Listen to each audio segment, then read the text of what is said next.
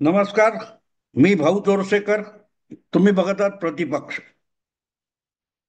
मित्रांनो, खरं तर मी हल्ली न्यूज चॅनेल फारसे बघत नाही, त्यात काय नाहीये. आणि त्यांनी जो काय कचरा टाकलेला असतो त्यात बातम्या शोधून दमायला पण होतं. पण अचानक आज मी जेव्हा बोलतोय, 17 तारीख आहे मला वाटतं, आणि ओमकार चौधरींचा मला फोन आला की क्या हो गया. उद्धव ठाकरे यांनी अचानक परत एकदा मुख्यमंत्री देवेंद्र फडणवीस यांची भेट घेतली. 20 मिनिटं भेट झाली आणि त्यात काय झालंय तुमचा अंदाज काय? तर मी हडबडलो, म्हटलं मी ती बातमी बघितलेली नाही, पण मी चौकशी करतो. आणि मग मी शोध घेतला. तर उद्धव ठाकरे खरोखरच विधान परिषदेच्या विधान परिषदेचे सभापती राम शिंदे आहेत, त्यांच्या केबिनमध्ये जाऊन, त्यांच्या दालनामध्ये जाऊन मुख्यमंत्री देवेंद्र फडणवीस यांना भेटले. पुष्पगुच्छ घेऊन गेले होते आणि नेहमीप्रमाणे माझी माझं कुटुंब माझी जबाबदारी या पद्धतीत वरुण सरदेसाई आणि आदित्य ठाकरे यांना सोबत घेऊन गेले होते. आता का भेटले? तर मग कुठच्या बातम्या चालल्यानंतर ते विधानसभेच्या विरोधी नेतेपदाचा एक काहीतरी आहे, मराठी भाषा ही कारणं वगैरे देण्यात आली. मला एक, मित्रांनो, एक गोष्ट कळत नाही की जो माणूस काल, म्हणजे विधान परिषदेतले विरोधी नेते, शिवसेना उबाठाचे नेते अंबादास दानवे यांना विधान परिषदेचं सदस्यत्व पुढच्या महिन्यात संपणार आहे, त्यासाठी जो निरोप समारंभ झाला, त्यात भाषण करताना टोमणे मारायचे विसरत नाहीत, किंबहुना टोमणेच मारत असतात. आणि ते टोमणे मारताना मुख्यमंत्री देवेंद्र फडणवीसांना कालच त्यांनी टोमणा मारला की अंबादास दानवे, तुम्ही निवृत्त होताय, पण हरकत नाही, पुन्हा येईन असं म्हणू नका वगैरे काहीतरी.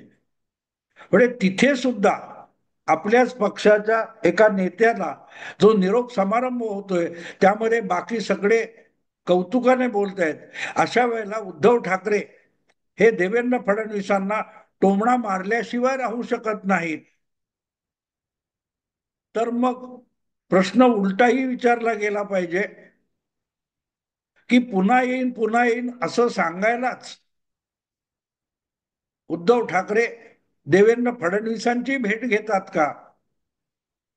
2019च्या विधानसभा निवडणुका ऐन रंगात आलेल्या असताना एक दोन ठिकाणी देवेंद्र फडणवीसांनी एक कविता सांगितली होती की मी पुन्हा येईन, असं त्या कवितेची ओळ आहे. आणि त्यांनी पुन्हा येऊन दाखवलं होतं. पण उद्धव ठाकरेंनी दगाबाजी करून देवेंद्र फडणवीसांना मुख्यमंत्री पदापासून वंचित ठेवत विरोधी नेते पदावर बसवलं होतं. आणि त्यानंतर सातत्याने शरद पवारांपासून प्रत्येक जण देवेंद्र फडणवीसांची टिंगल करत राहिला. आणि पुढे देवेंद्र फडणवीस उद्धव ठाकरेंचं सरकार पाडून सत्तेत आले, तेव्हाही त्याच शब्दांचा वापर करत चपरासी होईन पण परत येईन अशी भाषा उद्धव ठाकरेंनी वापरली होती. असे उद्धव ठाकरे नंतर विधानसभा निवडणुकीपूर्वी इतके एकरीवर आले होते की एक तर तू राहशील किंवा मी राहीन वगैरे वगैरे. अर्थात कोण राहिलं कोण शिल्लक राहिलं हे आपण बघितलेलं आहे. असे उद्धव ठाकरे जेव्हा परत परत कधी विधानसभा अध्यक्षांच्या दालनामध्ये तर कधी विधान परिषदेच्या सभापतींच्या दालनामध्ये देवेंद्र फडणवीसांना पुन्हा पुन्हा येऊन भेटतात, तेव्हा ते काय सांगतात हे विचारताना एक गंमत वाटते की मी परत येईन एवढंच सांगायला जातात की काय, आम्ही सत्तेत परत येणार हा त्यांचा घोषा होताच, पण नाही येऊ शकले. आणि आता मुख्यमंत्री पद नाही, मंत्रिमंडळ नाही, सत्ता नाही, तर कमीत कमी विरोधी नेते पदावर तरी आपल्याला दावा करता यावा, यासाठी त्याच देवेंद्र फडणवीसांना पुन्हा पुन्हा येऊन उद्धव ठाकरे भेटतात तेव्हा किती केविलवाणे झालेले असतात हे वेगळं सांगायची गरज नाही. त्यांच्या हसण्यामधून तो केविलवाणेपणा हा अधिकाधिक पाझरत राहतो. आणि म्हणून मला ते जे शीर्षक आहे ते आठवलं. ते खूप गाजलेलं एक धनगरी गीत आहे, काठीनं घोंगड घेऊ द्या किर, मला बी जत्रेला येऊ द्या किर. हे आठवण्याचं आणखीन एक कारण आहे. आणखीन एक कारण असं आहे की कालच म्हणजे ज्या अंबादास दानवेंच्या निरोप समारंभामध्ये त्यांचा गौरव करताना देवेंद्र फडणवीसांनी काही गोष्टी सांगितल्या होत्या. त्यात सांगितलं होतं की आता आम्ही तिकडे येण्याचा स्कोप राहिलेला नाही. हा, पण उद्धव ठाकरेंना इकडे येण्याचा स्कोप आहे. म्हणजे काय, तर विरोधी पक्ष इतका दुबळा झालाय की कितीही कसेही प्रयत्न करा, तुम्ही देवेंद्र फडणवीस यांचं जे सरकार आहे ते पाडू शकत नाही. आणि त्याचं कारण सरळ सोट आहे, अगदी गणितात समजा समजावता येण्यासारखं आहे. गेल्या विधानसभा निवडणुकीने 7-8 महिन्यापूर्वी जे निकाल लिहिलेले आहेत ते इतके स्पष्ट आहेत की आत्ता जे सरकार आहे त्यामध्ये कुठलीही गफलत करून ते सरकार पाडता येणार नाही. आणि ते पाडण्याची क्षमता आजच्या विरोधी पक्षामध्ये किंवा विरोधी एकजुटीमध्ये सुद्धा नाही. कारण ती एकजूट एकूण संख्या 50 सुद्धा होत नाही.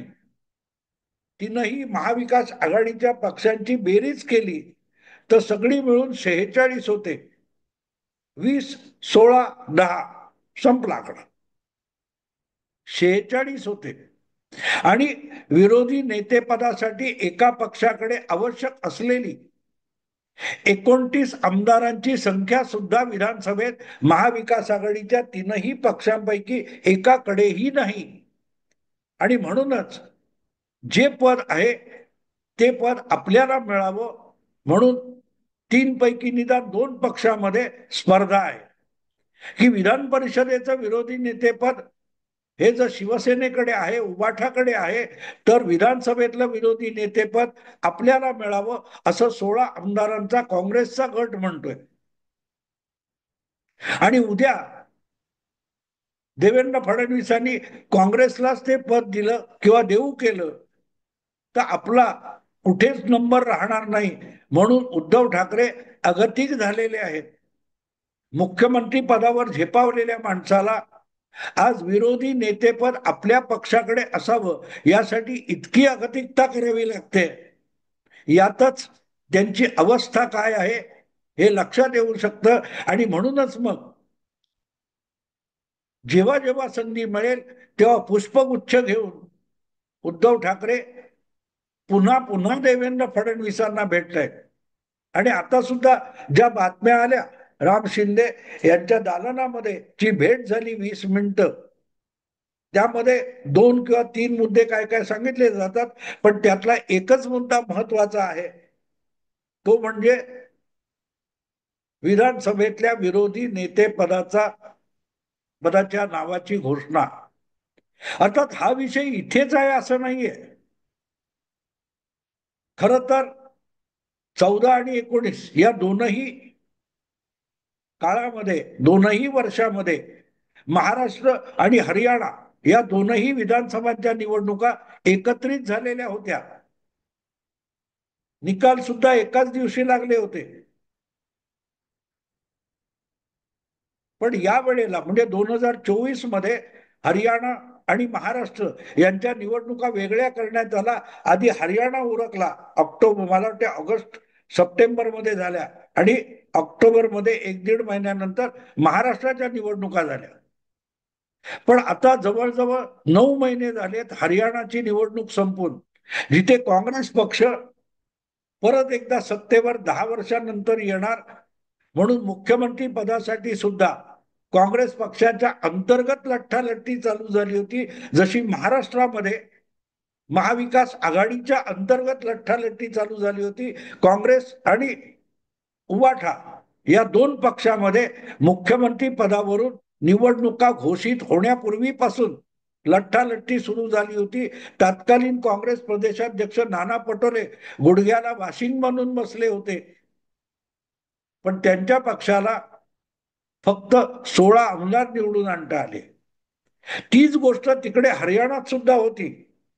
कुमारी शैलजा सुरजेवाला आणि हुड्डा, भूपिंदर सिंग हुड्डा या तीन नेत्यांमध्ये मुख्यमंत्री पदाची इतकी जीवघेणी स्पर्धा चालू होती की त्यांनी पक्षाला बहुमत मिळवून देण्यापेक्षा एकमेकाच्या गटाचे आमदार कमी होतील याची इतकी पुरेपूर काळजी घेतली की भाजपला विनासायास निर्विवाद प्रचंड बहुमत मिळवून गेलं.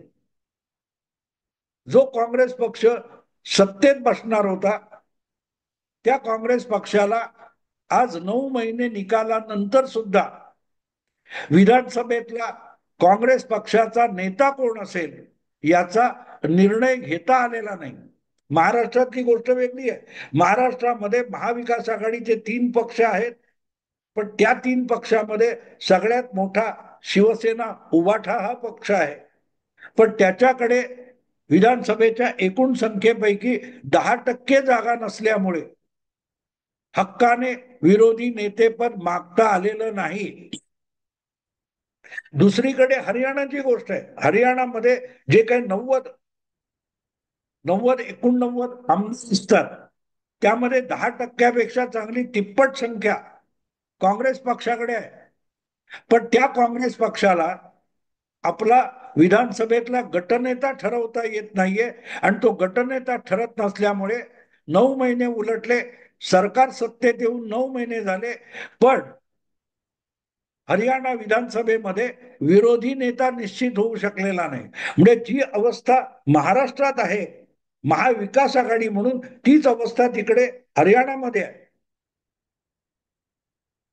तिकडे तुम्ही विरोधी नेतेपदाचं नाव जाहीर करा, सभापतीला पत्र द्या की त्याला विरोधी नेता म्हणून सभापती हरियाणाचे मान्यता देऊन टाकतील.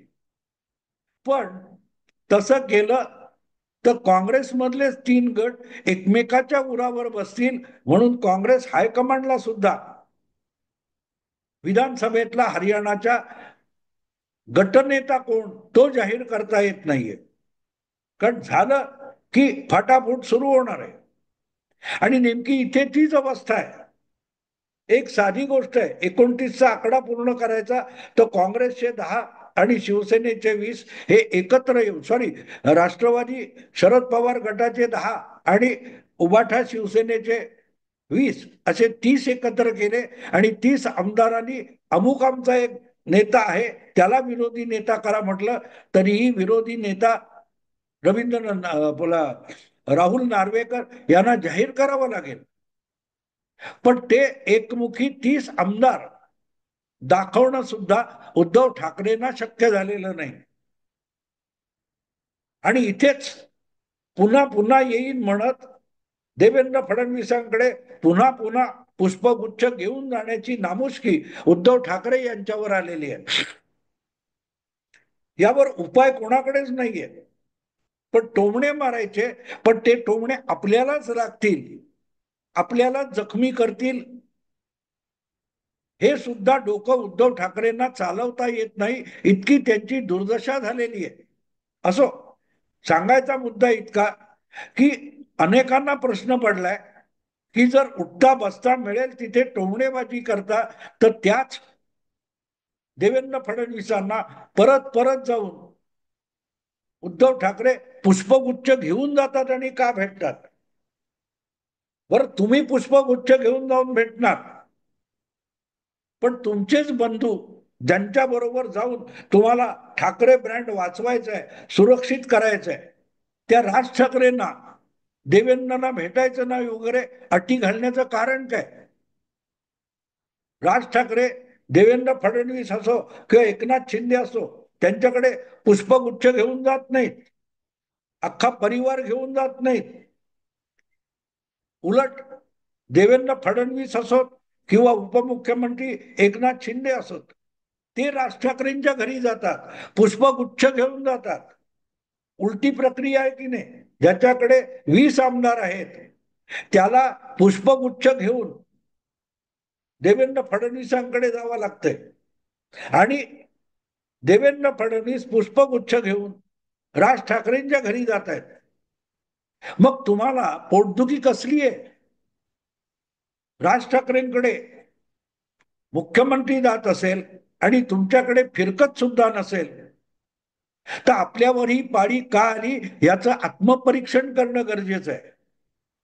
रोज उठून कोणाला तरी शिव्या शाप देत मुखपत्र चालवायचं आणि भाषणाची संधी आली की मुक्ताफळं उधळायची, टोमणे मारायचे, यातून पक्ष चालवता येत नाही. हा साक्षात्कार ज्या दिवशी उद्धव ठाकरेंना होईल त्या दिवशी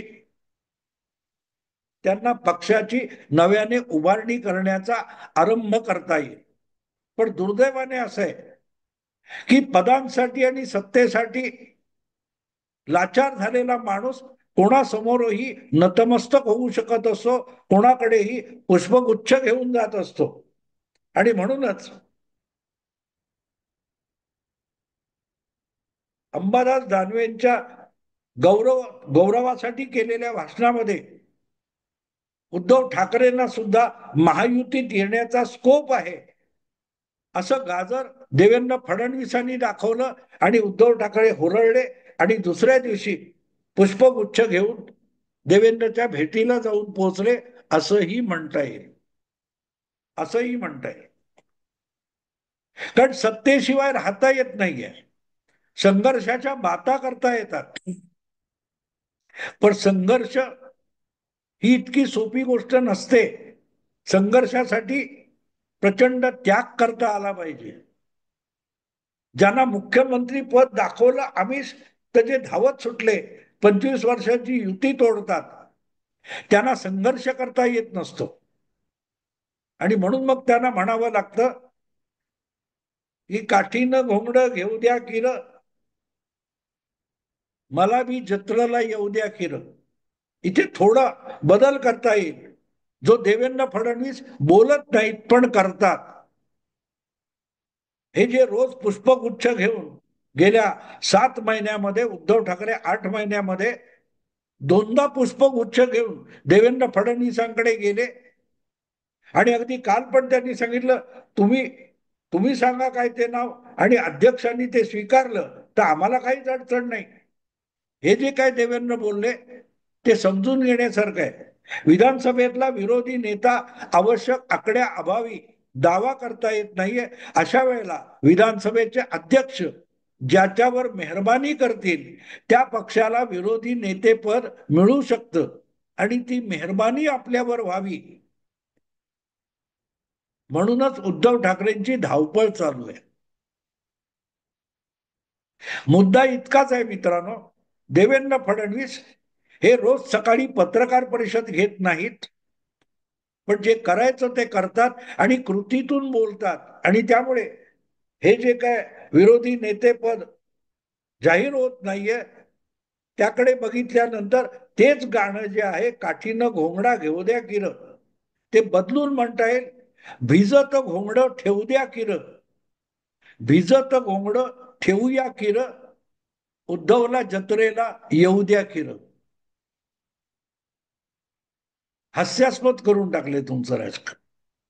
त्यातून सावध व्हा, सत्तेचा मोह सोडा, पक्ष बांधणीकडे या, आणि खरेखुरे पक्षासाठी त्याग करू शकणारे, मेहनत करू शकणारे जे सवंगडी असतील ते गोळा करा.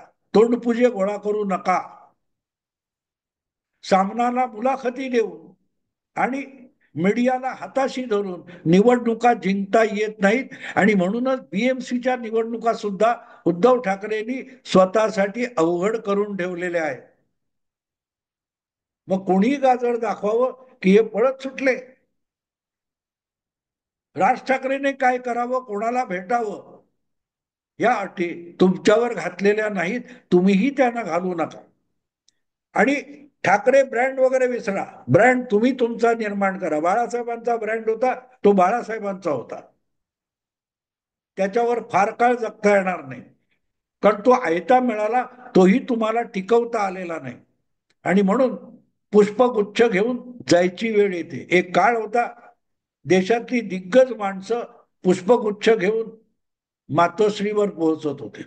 आज तुम्हाला पुष्पगुच्छ घेऊन 10 जनपथला जायला लागतं, राम शिंदेच्या केबिन मध्ये जायला लागतं, राहुल नार्वेकरांच्या केबिन मध्ये जायला लागतंय.